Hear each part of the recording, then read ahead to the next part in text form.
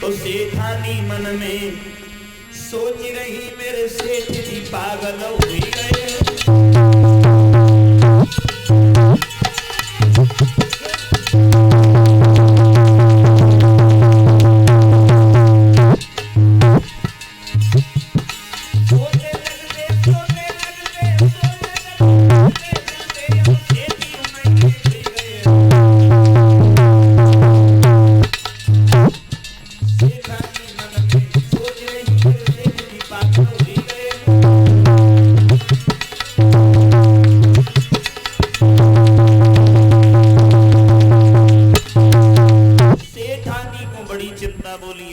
सत्संग सुनाने के ले गए जी तो पागल हो गए।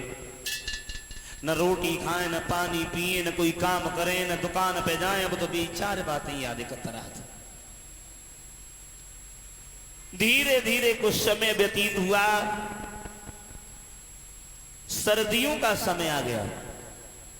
तो सर्दियों के समय में एक दिन सेठ जी अपने घर के अंदर लेटे हुए थे कमरे में। तो उन सेठ जी के घर में कछ चोर चोरी करने के लिए आए। परिचत जी कछ चोर चोरी करने के लिए आए। और सेठ जी तो उन चार बातों में इतने खो गए थे जो हर समय उन्हीं चार बातों को रटते रहते थे। और जैसी चोर घर में घुसे उनने मन में जो सोची ऐसो करो पहले जा मैं देख लियो कोई जगह तो ना रहा हुआ है।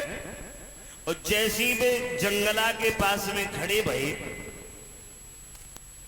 सोते ही समय सेठ जी के मुंह में से वही बात निकल गई का आए गए। और चोर के कान में जब जब आवाज पड़ी का आए गए तो चोर ने मन में सोची हमें जमानम पत्ते जानो कोई जगत हुए। ऐसो करो नीचे झुक जाओ तुम देख ले। झुक जाओ नीचे।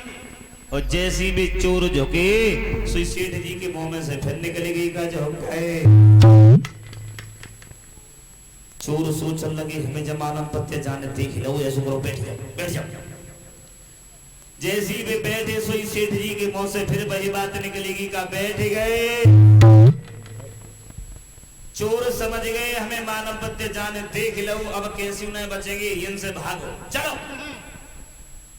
जो चोर उठेगी भागे सोई सेठ जी के मुंह से फिर निकलेगी का चंदा है।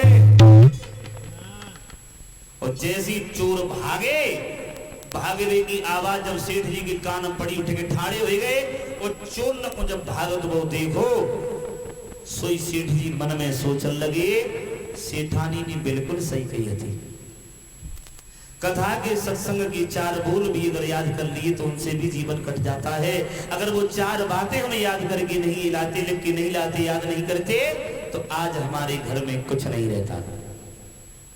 और जब घर में कुछ नहीं रहता तो फिर जीवन कैसे काटते क्योंकि घर में पैसा नहीं है। तो बिना पैसे के तो जीवन अधूरा ही है। तो कहने का तात्पर्य हमारा ये है कि कोई कोई बात ऐसी होती है अगर वो बेअर्थ की भी है तो वो भी कभी कभी काम दे जाती है। तो कथा के सत्संग के